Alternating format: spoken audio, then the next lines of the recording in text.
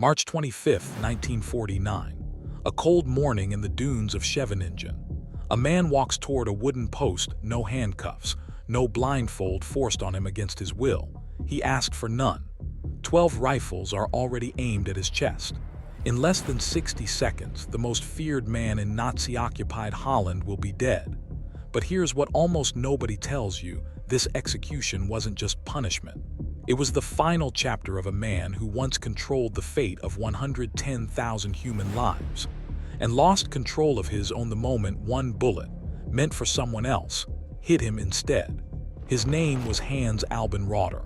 If you've never heard it before, that's not an accident. History buried him under bigger names like Himmler and Eichmann. But in the Netherlands, his name still makes people go quiet.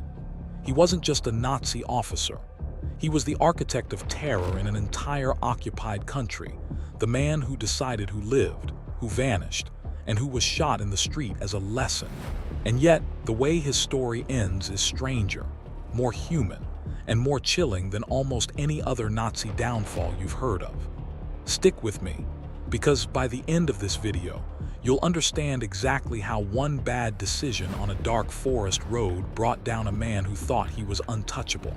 Before we go further, if dark, real history hits different for you, hit that subscribe button right now, because this channel exists for exactly this kind of story. The ones textbooks skip, but should never let us forget. All right, let's step back to where it all began. Rauter wasn't born a monster.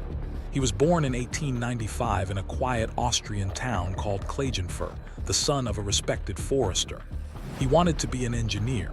He wanted a normal life. But World War I changed that, and what came after changed him completely. Keep that in mind, because the boy who once dreamed of building things would grow up to destroy an entire nation's sense of safety. By 1935, Rauter had climbed deep into the SS. And in 1940, something happened that sealed the fate of an entire country. He was appointed the higher SS and police leader of the occupied Netherlands. Translation: he became the second most powerful man in Holland, answering only to Himmler himself. From this moment, nothing in the Netherlands happened without his signature. Not an arrest, not a deportation, not an execution. And what he did with that power still haunts Dutch history today. Under his command, roughly 110,000 Dutch Jews were deported toward the concentration camps. Only around 6,000 would ever come home.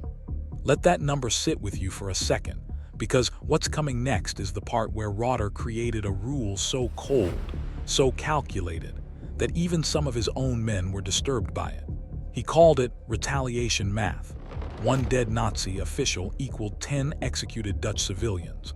One dead Dutch collaborator equaled 3 innocent lives taken in response. Think about that logic for a second, a man turning human death into a spreadsheet. But here's the twist nobody expects. The very system Rauter built to control Holland through fear is what set the trap that would one day put a bullet straight through his own body. Remember that retaliation math Rauter built, the twisted system where one dead Nazi meant 10 dead Dutch civilians. That system was about to collide with his own life in a way nobody, not even Rauter himself, saw coming. Because on a freezing night in March 1945, on a quiet forest road near a place called Woeste Hoeve, fate was waiting for him with a gun. Here's the strange part: this wasn't even supposed to happen. The Dutch resistance fighters on that road weren't hunting Rauter. They were after a truck, a simple supply truck belonging to a farmer who'd been slaughtering cattle for the German army. That's it. That was the plan. No ambush, no target, no name on a list. Just hungry resistance fighters trying to steal food in the middle of a starving occupation. But war doesn't care about plans. Instead of a supply truck, a black BMW rolled toward them in the dark. Dressed in German uniforms themselves, the resistance fighters signaled it to stop, routine procedure. Nothing unusual. Except 2 weeks earlier, Rauter had personally issued an order telling German patrols to never stop for anyone outside checkpoints. That single order, Rauter's own order, is the reason gunfire erupted within seconds. The car's other passengers were killed almost instantly. And Rauter, he did something that honestly sounds like it belongs in a movie. He collapsed to the ground and played dead, blood pouring from his wounds, while bullets tore through the vehicle around him. Minutes passed. Silence. A German patrol eventually found him barely breathing and rushed him to a hospital. He had survived, but the cost of his survival was about to fall on people who had absolutely nothing to do with what happened that night. Because remember his own rule, his own cold arithmetic of vengeance. The Nazi command didn't hesitate. Within hours, over 260 political prisoners were dragged out and executed in retaliation. Men who had no connection to the ambush, no weapons, no warning. Some were shot right at the site of the attack, others in nearby cities. One young German soldier, ordered to take part in the killing, reportedly refused, removed his helmet in protest, and stood beside the condemned instead of the shooters. He was executed on the spot. Let that sink in for a moment. Even some Germans couldn't stomach what Rauter's system demanded. And Rauter, while all of this bloodshed unfolded in his name, he was lying in a hospital bed, recovering, completely unaware that the very cruelty he had engineered was now devouring innocent lives because of his own survival. It's almost unbearable to process. A man too injured to even know what was happening, yet still pulling the trigger from a hospital pillow through the machine he had built. By the time the war ended just weeks later, Rauter was still bedridden, still healing, when British troops walked into that German hospital and arrested him. No dramatic chase, no shootout, just a wounded man in a bed, the same man who had once held the power of life and death over an entire nation, now powerless himself. He was handed over to the Dutch government in February 1946. And this is where the story shifts completely, because now, the man who once decided who lived and who died was about to sit in a courtroom and face the very people he had spent 5 years terrorizing. The trial began in April 1948. Cameras rolled, survivors watched, prosecutors laid out crime after crime, the deportations, the camps, the retaliation killings, the terror. Rauter denied almost everything, sat there cold, unmoved, insisting he had simply followed procedure. But the evidence against him wasn't circumstantial. It was documented, ordered, signed, in his own handwriting. And here's where it gets even more haunting. This wasn't a fast trial with an obvious outcome from day one. There was tension. There was doubt about how the court would rule. Some believed a man of his rank might somehow escape the noose entirely. They were wrong. And what happened next would end with Rauter walking calmly, without handcuffs, toward the exact kind of ending he had ordered for hundreds of others. On February 4, 1948, after months of testimony, documents, and survivors describing horrors most people can't even imagine, the special Dutch court delivered its verdict. Guilty.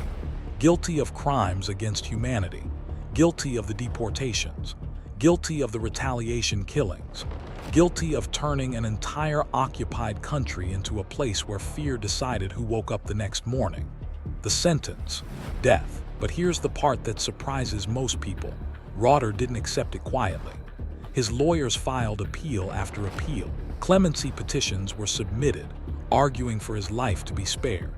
For almost a year, Rauter sat in a cell, waiting, while the Dutch legal system decided whether the man who once held the power to spare or condemn thousands would be shown the very mercy he never gave. On January 12, 1949, the higher court confirmed it. The death sentence stood. No mercy, no exception. The final petitions for clemency were denied through a royal order, the highest authority in the Netherlands closing the door on Rauter's last hope. And so we return to where this story began. March 25, 1949, the dunes of Scheveningen, the same execution ground where, under Rauter's own command, hundreds of Dutch resistance fighters and political prisoners had been shot during the occupation. Poetic, brutal, almost impossible to script better than real history already did. Witnesses said Rauter walked to the execution site without being restrained, a small privilege granted to him in his final moments. No struggle, no pleading. The same composure he once used to sign deportation orders, he now carried to his own death. 12 rifles rose. The command was given. And in seconds, the man who once decided the fate of over 100,000 human lives became just another name on a list of the executed, except this time, it was his own name on the paper. He was 54 years old. Here's the detail that still unsettles historians today. Rauter's burial location was never publicly disclosed. To this day, it remains officially undisclosed, a final, quiet decision made to prevent his grave from ever becoming a shrine for the ideology he served. Even in death, the Netherlands made sure Rauter could cause no more harm. So why does this matter almost 80 years later? Because Rauter's story isn't just about one man's downfall. It's a warning written in blood about what unchecked power does to a human being. He wasn't born a killer. He was an engineering student with ordinary dreams. But step by step, order by order, he built a machine of terror so cold that it eventually turned on the very people who created it, including almost on him. His execution wasn't just justice for one man. It was one of the clearest reminders in modern history that power built on fear always collapses. Sometimes slowly, sometimes in 60 seconds in a quiet Dutch dune, facing 12 rifles at dawn. If this story hit you the way it hit me while researching it, the tragedy, the irony, the sheer weight of what one man's choices cost an entire nation, make sure you're subscribed, because next time, we're uncovering another buried chapter of dark history that the world tried to forget. Drop a comment below telling me which name from Nazi history you want uncovered next. Until then, stay curious, stay critical, and never let history repeat what it already paid for once.